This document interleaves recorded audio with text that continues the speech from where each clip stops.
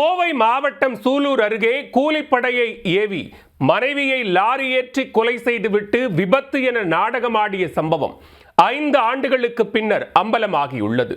பெண் தோழியுடன் வாழ்வதற்காக மேலும் ஒரு கொலை செய்தவர் தற்போது வசமாக சிக்கி இருக்கிறார். கூட்டு திட்டம் போட்டு 2 கொலைகளை செய்தவர்கள் சிக்கியது எப்படி? கோயம்புத்தூர் மாவட்டம் சூலூரை அடுத்துள்ள வாகராயம்பாளையம் பகுதியில் குடும்பத்துடன் வசித்து வந்தவர் இளங்கோவன். விசைத்தறி தொழிலாளி இளங்கோவன் கடந்த வெள்ளிக்கிழமையன்று தனது வீட்டில் கழுத்து அறுபட்ட நிலையில் கொலை செய்யப்பட்டு கிடந்தார். இந்த வழக்கில் இளங்கோவனின் வீட்டு உரிமையாளர் அமிர்தராஜ் மற்றும் அவரது பெண் தோழி கலைவாணி ஆகிய இருவரை போலீசார் கைது செய்தனர். விசாரணையில் அவர்கள் அளித்த தகவல் போலீசாரை குலைநடுங்க செய்துள்ளது. தற்போது கைது செய்யப்பட்டுள்ள அமிர்தராஜ் தனது மனைவி விஜயலட்சுமியுடன் வாகராயம்பாளையம் பகுதியில் வசித்து வந்துள்ளார்.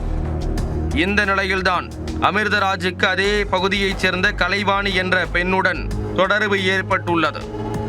இதையறிந்த விஜயலட்சுமி அமிர்தராஜை கண்டிக்க கணவன் மனைவி இடையே பிரச்சனை எழுந்துள்ளது. இதனால் கோபமடைந்த அமிர்தராஜ் மனைவி விஜயலட்சுமியை கொலை செய்வதற்காக தன் வீட்டில் குடியிருந்த இளங்கோவனை அணுகியுள்ளார். கடந்த 2019ஆம் ஆண்டு இளங்கோவன் மூலம் ஓட்டுநர் ஒருவரை ஏற்பாடு செய்த அமிர்தராஜ் லாரியை ஏற்றி மனைவியை கொன்றுள்ளார். போலீசில் லாரி மோதியதில் விஜயலட்சுமி இறந்துவிட்டதாக புகார் அளித்து அதை விபத்து வழக்காக மாற்றி மனைவியின் பெயரிலிருந்து ஆயுள் காப்பீட்டு தொகை 15 லட்சத்தையும் பெற்றுள்ளார். பின்னர் பெண் தோழி கலைவாணியுடன் 5 ஆண்டுகளுக்கு மேலாக அமிர்தராஜ் ஒரே வீட்டில் வசித்து வந்துள்ளார்.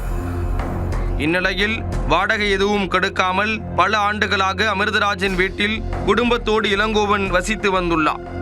ஒரு கட்டத்தில் இளங்கோவனை வீட்டை காலி செய்யுமாறு அமிர்தராஜ் கூற மனைவியை லாரியை ஏற்றி கொலை செய்தது குறித்து போலீசிடம் தெரிவித்து விடுவேன் என இளங்கோவன் மிரட்டியுள்ளார்.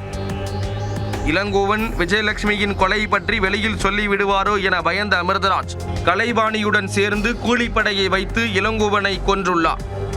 இந்த கொலை சம்பவம் தொடர்பாக அமிர்தராஜ், கலைவாணி மற்றும் 17 வயது சிறுவன் ஆகியோர் கைது செய்யப்பட்டுள்ளனர். மேலும் கூலிப்படையைச் சேர்ந்த மைக்கேல் புஷ்பராஜ், ஆரோக்கியசாமி ஆகியோர் கைது செய்யப்பட்டுள்ளனர். இவர்கள் போலீசாரிடம் இருந்து 2 சக்கர வாகனத்தில் தப்பிக்க முயன்றபோது கீழே விழுந்ததில் கை மற்றும் கால்களில் எலும்பு முறிவு ஏற்பட்டதாக கூறப்படுகிறது.